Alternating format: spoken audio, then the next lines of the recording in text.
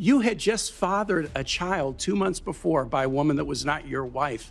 I am shocked that you would stand here and say you're completely cleared.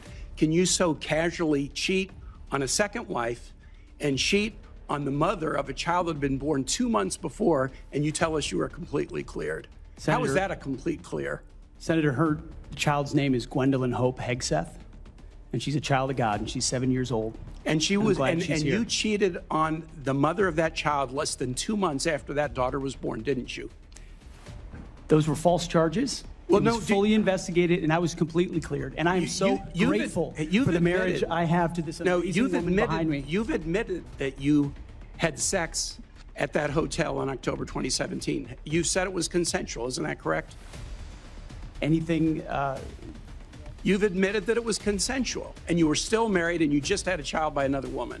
Again, how do you explain your judgment? Completely false charges against me. You fully investigated, and I was completely clear. You have admitted that you had sex while you were married to wife 2 after you just had fathered a child by wife 3.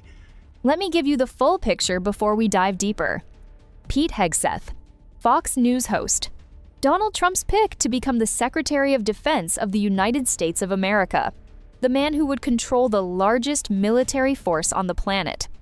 Now the Senate has to confirm him, and that means sitting in front of senators and answering some very uncomfortable questions. And what came out in that hearing room was stunning. We're talking about allegations of sexual assault, cheating on multiple wives, showing up to work drunk, chanting "Kill all Muslims" at a bar, taking employees to a strip club, and a secret cash payment to silence a woman who filed a complaint against him. And through all of it, his answer was the same 3 words: completely, fully, cleared. But here's the problem. The facts didn't match the words, and a United States senator made sure everyone in that room and the entire country knew it. This is the full breakdown. Stay with me. Thank you, Mr. Hegseth. I'm looking forward to this opportunity to talk. I want to return to the incident that you referenced a minute ago that occurred in Monterey, California in October 2017. At that time, you were still married to your second wife, correct? I believe so. And you had just fathered a child by a woman who would later become your third wife, correct? Senator, I was falsely charged, fully investigated, and completely cleared.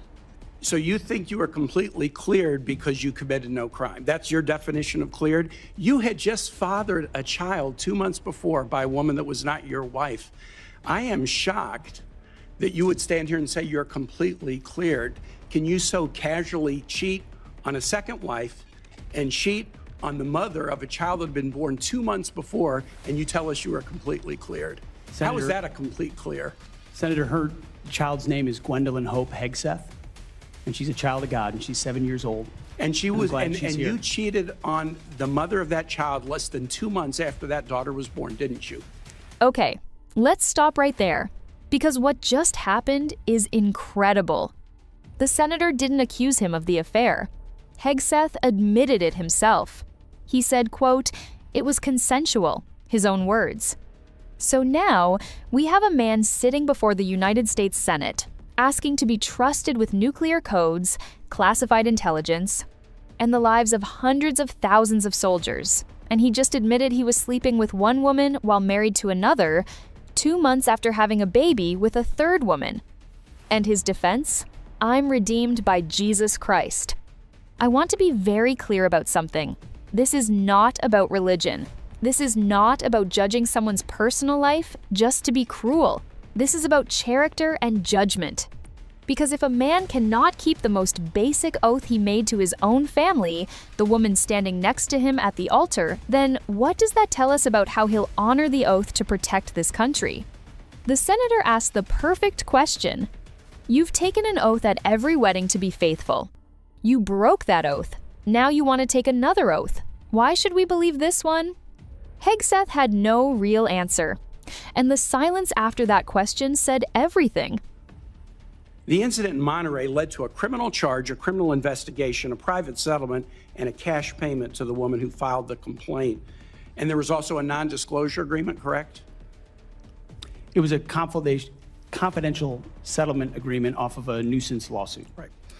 During an interview, you claimed that you settled the matter because you were worried that if it became public, it might hurt your career. Do you maintain that you were blackmailed? Senator, I maintain that false claims were made against me.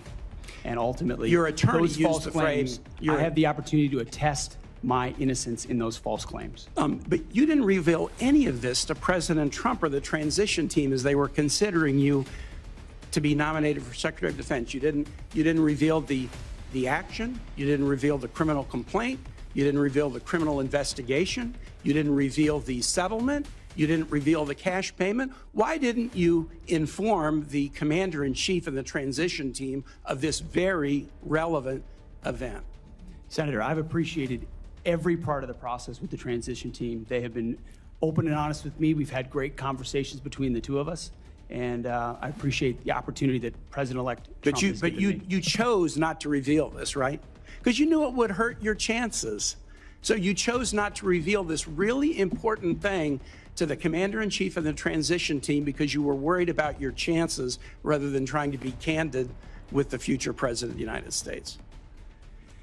Are there any other important facts that you chose not to reveal to the president-elect and his team as they were considering you to be Secretary of Defense?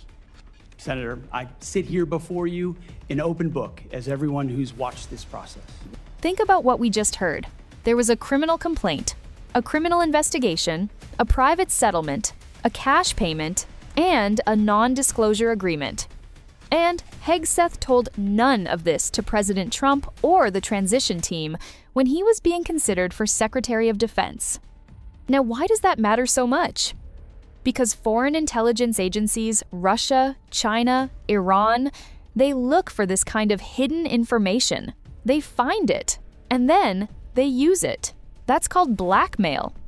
That's called a national security vulnerability. When the senator asked Hegseth directly, "Why didn't you reveal this?" his answer was essentially, "I had great conversations with the transition team."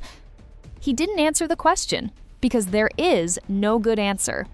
He chose his career over transparency with the future president of the United States. And here's what makes this even more chilling. He sat in that chair and called himself an open book.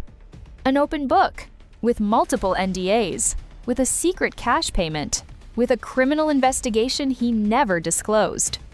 That is not an open book. That is a locked vault, and someone out there already has the key. Many of your work colleagues have said that you show up for work under the influence of alcohol or drunk.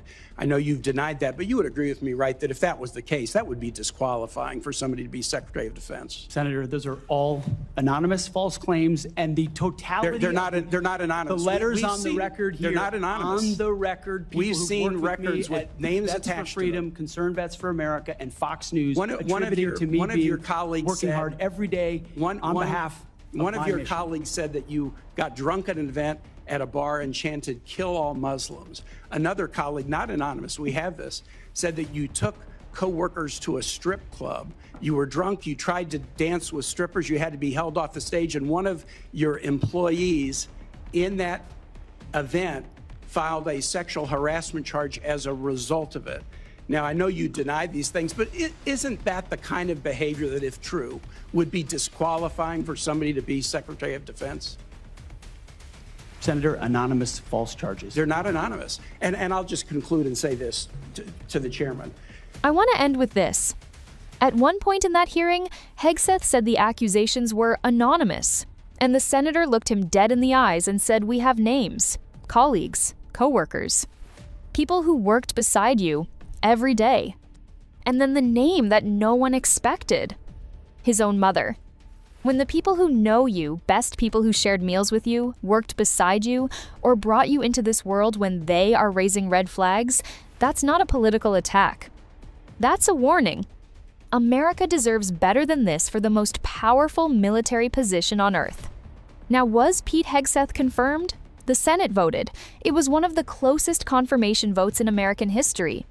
And whether you agree with that outcome or not, this hearing will go down as one of the most uncomfortable, dramatic, and revealing moments in recent political memory. The real question isn't whether he was cleared. The real question is, what does it say about a system that allows someone with this record to even sit in that chair? That's the conversation America needs to have. Drop your thoughts in the comments below. Do you think Pete Hegseth was qualified? Was this hearing fair or political theater? Tell me what you think. If this video gave you something to think about, share it with someone who needs to see it. And if you're new here, subscribe, because we break down the moments the mainstream media glosses over. I'll see you in the next one.